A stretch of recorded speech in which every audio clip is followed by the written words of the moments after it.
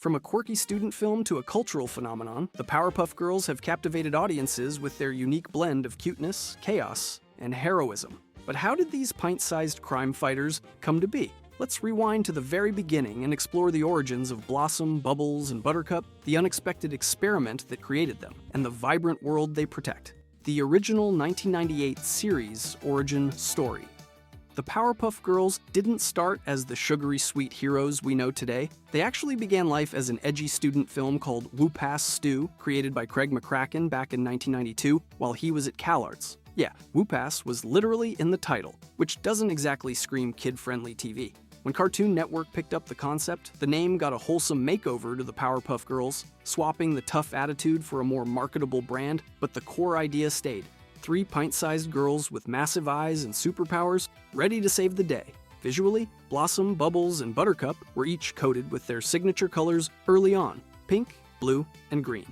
This wasn't just for looks. It instantly telegraphed their personalities before they even said a word.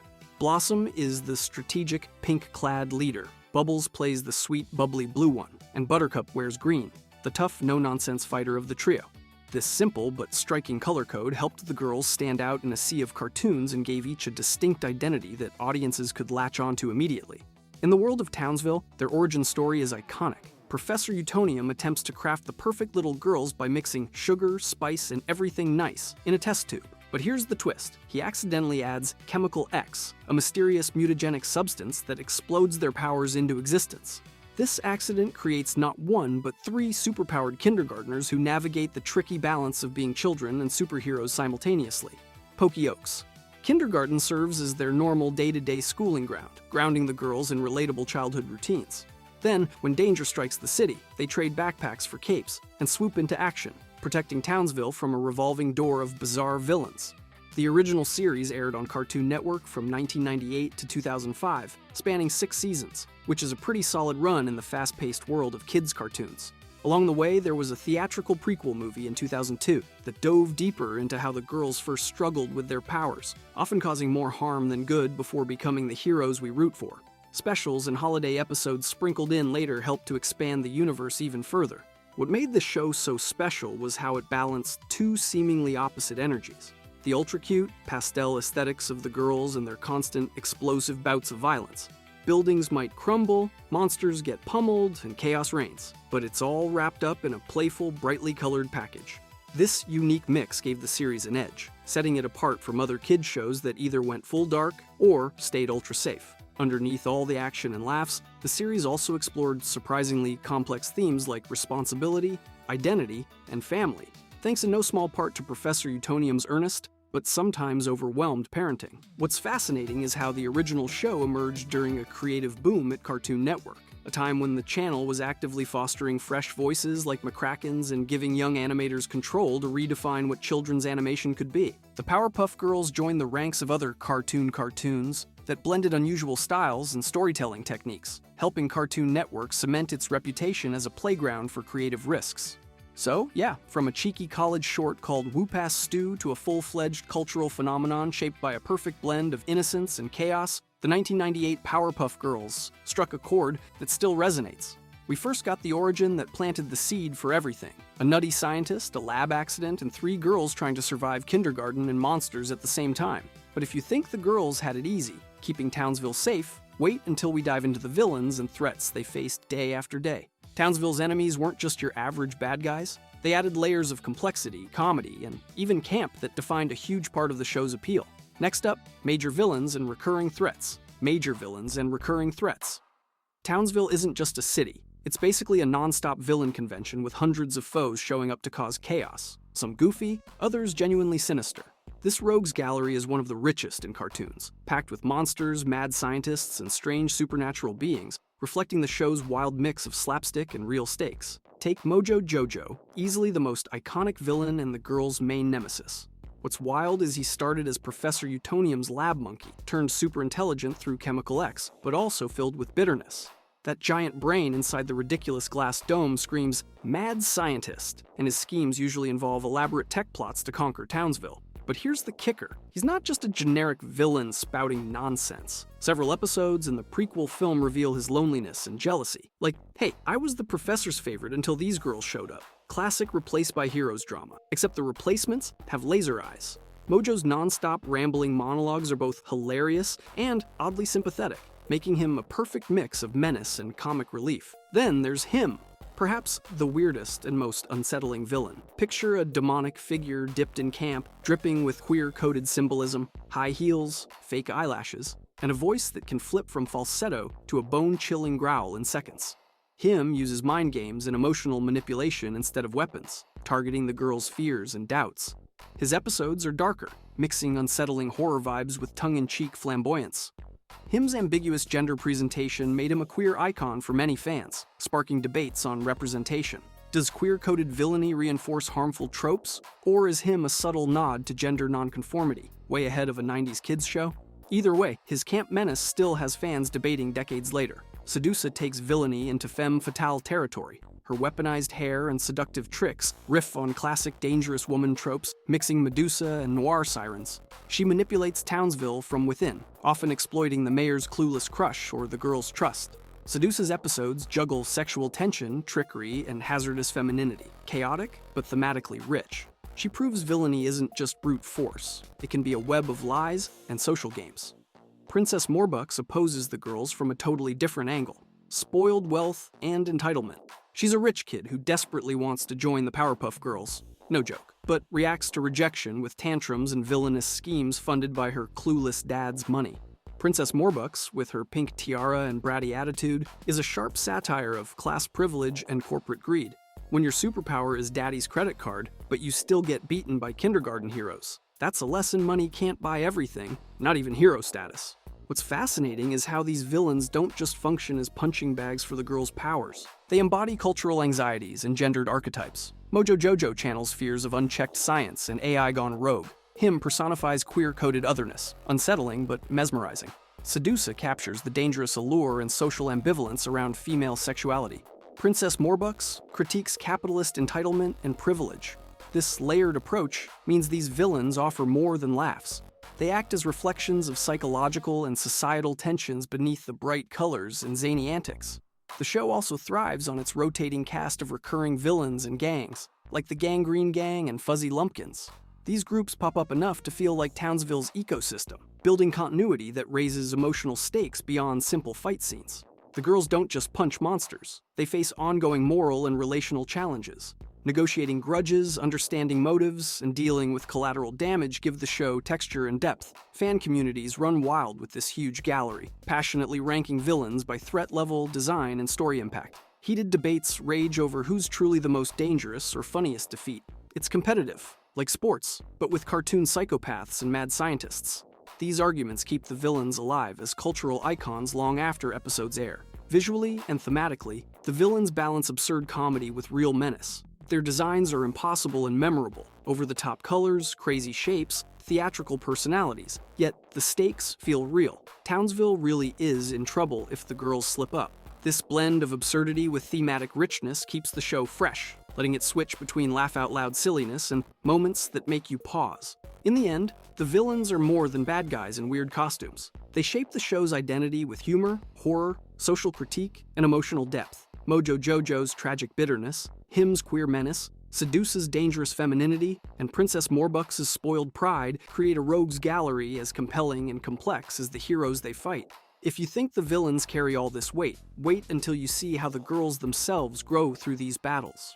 Next up, character development across the seasons. Character development across seasons. The Powerpuff Girls might look like simple cartoon superheroes, but beneath their iconic color schemes lie surprisingly complex personalities that evolved significantly over time.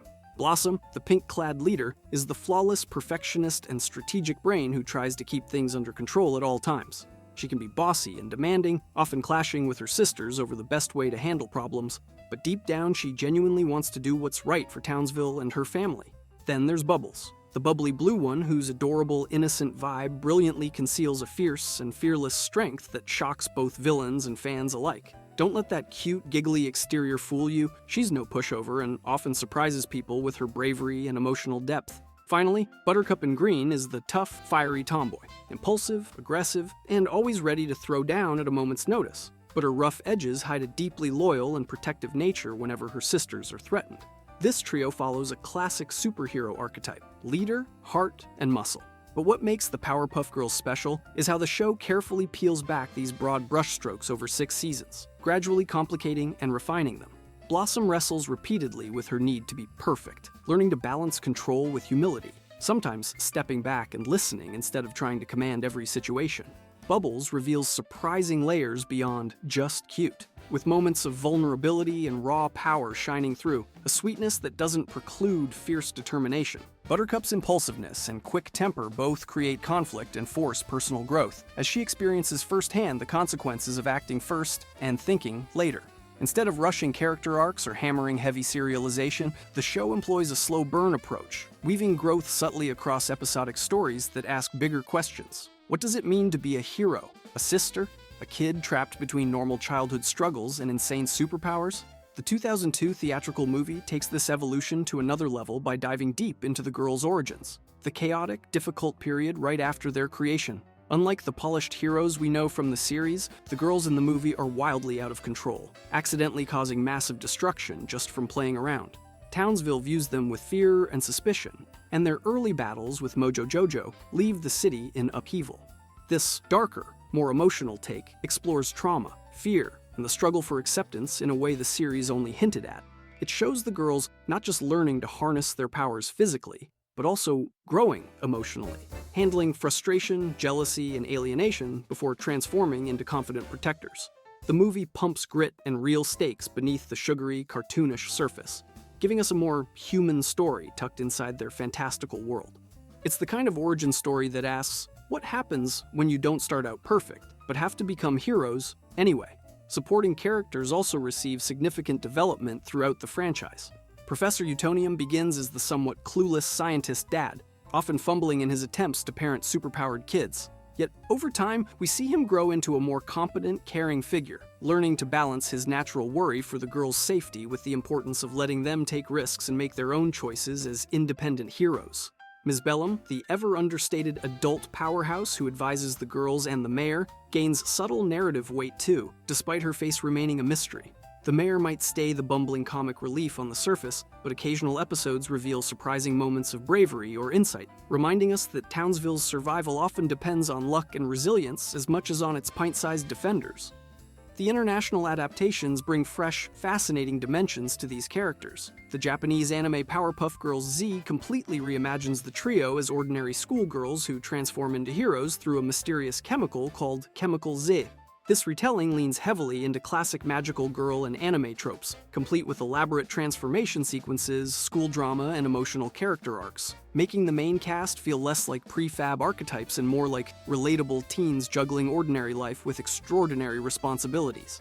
It vividly proves that these core personalities are adaptable and flexible, able to reflect distinct cultural narratives about girlhood, responsibility, and friendship, while still honoring the essence of the original characters. Despite all these shifts and reinventions, character growth in the Powerpuff Girls franchise tends to stay quietly embedded in standalone episodes, rather than sprawling, continuous story arcs. Most episodes focus on one girl's personal struggle, whether it's Blossom learning humility under pressure, Bubbles overcoming fear, or Buttercup managing her temper, while still functioning as self-contained adventures packed with action and humor. This episodic storytelling format reflects the show's roots as a fast-paced, kinetic cartoon designed for quick bursts of fun, but it also rewards dedicated viewers who track the girls' emotional journeys shot through with humor and heart over years of watching. So beneath all the sparkling powers and cartoon violence, the Powerpuff Girls offers a surprisingly layered exploration of sisterhood, personal growth, and the messy process of learning who you are. Blossom's leadership feels refreshing precisely because it's flawed and requires constant effort. Bubbles' sweetness is complicated by an inner strength and emotional sensitivity that defies expectations. Buttercup's toughness is not about invulnerability, but a front for the complicated, sometimes painful feelings of a kid just desperate to prove herself. The movie's gritty exploration of trauma and acceptance makes it clear these aren't just superhero cliches. They're stories about kids learning to control powerful parts of themselves, with consequences that ripple far beyond their own lives. and international versions like Powerpuff Girls Z prove that these archetypes aren't stuck in one form. They can stretch into new shapes while keeping the heart steady and strong. Next up, we'll see how the 2016 reboot distills and changes these layered character designs for a new generation, and what that means for the Powerpuff legacy. The 2016 reboot era. The 2016 Powerpuff Girls reboot walked into a legacy too big to ignore, but it quickly became one of the most polarizing chapters in the franchise's history. This was not just a fresh coat of paint, though it definitely had that, with brighter colors and sharper lines. It was a wholesale reinvention crafted by a new creative team, with Craig McCracken notably absent. The new series fast-forwarded into the mid-2010s, bringing an updated visual style, quicker pacing, and heavy doses of internet culture sprinkled throughout every episode. Before you scoff at internet culture as just memes thrown haphazardly on screen, hear me out. The reboot leaned hard into the digital age, weaving smartphone jokes, viral challenges, emojis, and fast-talking punchlines that aimed to speak to kids growing up with TikTok rather than Saturday morning cartoons. The girls face enemies and crises in a world where social media status sometimes feels as important as heroic feats. This meant a ton of pop cultural references, sometimes so dense you'd need a glossary for parents. Officially, the reboot preserves the original premise. Blossom, Bubbles, and Buttercup remain kindergarten superheroes protecting Townsville while balancing school life at Pokey Oaks. But the tone swings lighter and faster, often trading layered storytelling for zippier gags and broader humor. Characterization got streamlined. Blossom is the nerd boss, Bubbles quirky and sweet, Buttercup sporty and hot-headed, but many fans argued this simplified the sisters into one-note caricatures lacking the depth and contradictions that made them so compelling before. Then there were the big changes that sparked outright backlash. For starters, the reboot completely cut Ms. Bellum, a fan-favorite character whose mix of competence and mysterious charm had provided an adult feminist anchor in the original. Her absence left a hole in Townsville's power dynamic and disappointed viewers who valued the subtle layers she added. More controversially, the introduction of a new character named Jared pushed the reboot into uncomfortable territory. Jared, voiced by a showwriter, was widely interpreted as a self-insert figure fantasizing about romantic scenarios involving Blossom, a kindergartner. Yes, you heard that right. The episode implied an adult male character imagining being involved with a child superhero. This sparked strong condemnation online, with critics calling out the episode for crossing a line and violating the ethical bounds of children's animation. Defenders said it was meant to be pathetic and comedic, but the damage was done. Fan trust cracked wide open. Related to this were scenes featuring the girls twerking and other sexualized dances. Whether intentional or misguided pandering to internet trends, these moments made many older viewers deeply uncomfortable, feeling like a jarring mismatch for a show about little girls defending their city. It raised questions about how far is too far when blending internet meme culture into kids' programming. Reception overall was a sharp divide. Younger viewers and some parents saw the reboot as a fun, updated version perfect for a new generation raised on fast, flashy content. Ratings on sites like Common Sense Media were reasonably positive compared to older fans voicing strong distaste on IMDb and TV forums. Critics frequently pointed out that while it might capture kids' attention, it lacked the emotional resonance, feminist edge, and subversive spirit that made the original show a classic. Behind the scenes, this reboot was as much a marketing effort as a creative one, intended to revive the Powerpuff Girls brand for merchandise, streaming platforms, and digital exposure in a media landscape wildly different from the late 90s. As a distinct continuity separate from the original 6 seasons and iconic 2002 movie, it functions as a parallel universe that reimagines the characters and tone for the present day, but not without stirring debates about what should be preserved in a legacy franchise versus what can be reimagined to stay relevant. This reboot era essentially serves as a case study on the challenges of balancing reverence for legacy with the desire to reinvent for changing norms in children's TV. The visual updates and narrative style reflect shifting tastes. Quicker pacing, meme references, and bright, glossy aesthetics dominate modern kids' screens. Yet these same updates clash hard with the tone and themes fans adored about the original. Its sly feminist subversion, dark humor, nuanced character dynamics, and careful handling of gender and sexuality. Ethically, the controversies exposed real tensions in fan trust and franchise stewardship. The addition of a problematic self-insert character and the introduction of more sexualized humor felt like betrayals to longtime watchers invested in the original's values. These missteps sparked an ongoing conversation about the responsibility of children's media creators to maintain certain standards, especially in franchises that have long symbolized girl power and empowerment. At the same time, the reboot's frequent nods to internet culture highlight the growing role of meme sensibility in animated series targeting younger viewers. This poses questions about whether such culture serves storytelling or merely acts as cheap trend chasing. The quick-fire jokes and references might grab attention, but they risk undermining deeper engagement and inclusivity. In the end, the 2016 reboot is less a repudiation than a remix. Part experiment, part marketing play, part homage reworked for a hyper-connected generation. It's a visual and narrative effort to meet children's changing media habits head-on, even if that means leaving behind the original show's texture and feminist subtext that many considered its soul. But the conversations it sparks keep the franchise alive in unexpected ways. Debate over what's essential to Powerpuff Girls' identity, whether it's the tone, characters, ethics, or cultural commentary, continues to bind its fanbase in passionate discourse. That complex legacy sets the stage for any future reinventions to reckon honestly with the franchise's past while daring to find new relevance. Yet, if you think that reboot controversy is the worst shakeup in the Powerpuff legacy, wait until you see what kind of lasting cultural impact the entire franchise has had over the past 20-plus years. The overall legacy and impact. Here's the thing. The Powerpuff Girls isn't just some nostalgic 90s cartoon you pull up for cheap childhood vibes. It genuinely helped build Cartoon Network's entire identity, carving out a space for unapologetic girl power way before it became a mainstream buzzword. What's truly wild is how the show pairs that ultra-cute, pastel-colored aesthetic with some seriously intense, often brutal violence.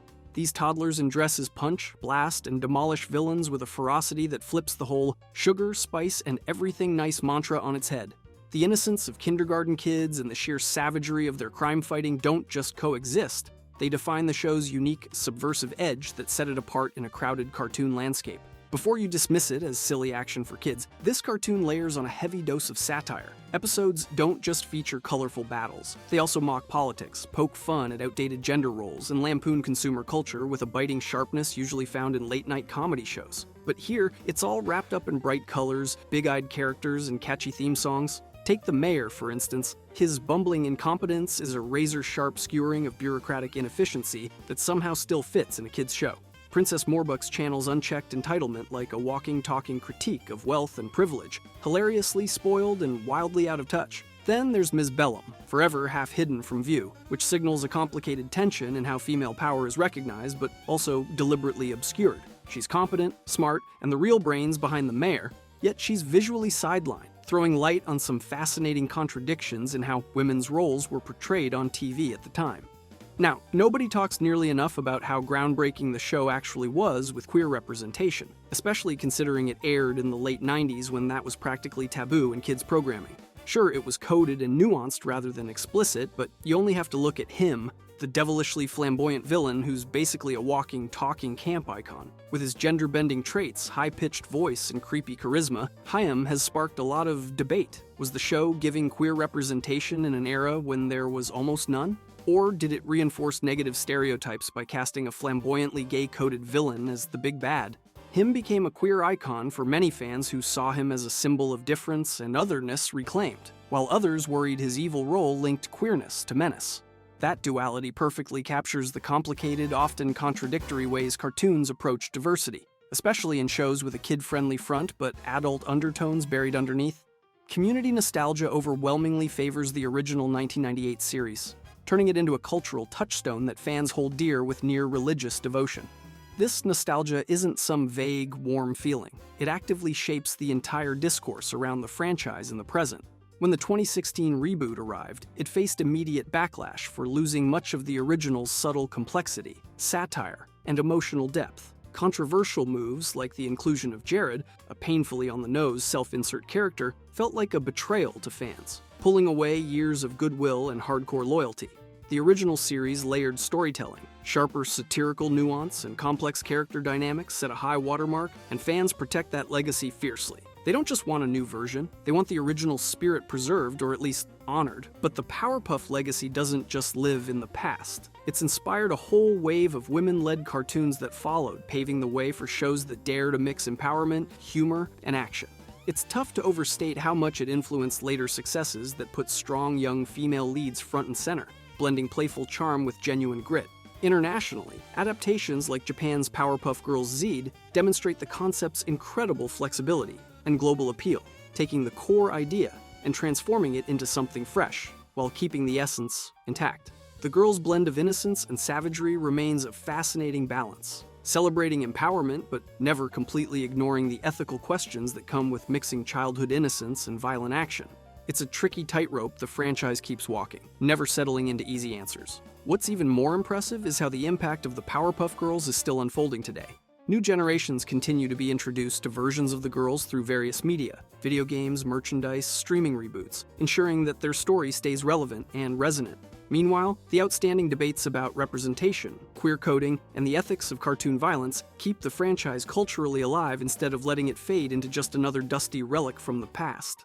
Those ongoing conversations are a sign of something bigger at work, which is pretty rare for a show often dismissed as just kid stuff. In the end, the Powerpuff Girls stands out as a groundbreaking fusion of empowerment and sharp satire, a show that dared to be both insanely cute and explosively chaotic, simple on the surface but packed with complex ideas underneath. Its nuanced portrayals of gender, identity, and power still resonate deeply today, influencing how we talk about animated media, diversity, and subversion in kids' shows. Fans' passionate love and their critical scrutiny prove that these girls aren't just cartoon superheroes. They're cultural icons whose legacy is very much alive and kicking. I mean, the explosions alone would tell you that much. If you enjoyed this video and want to see more, click the video on the screen now.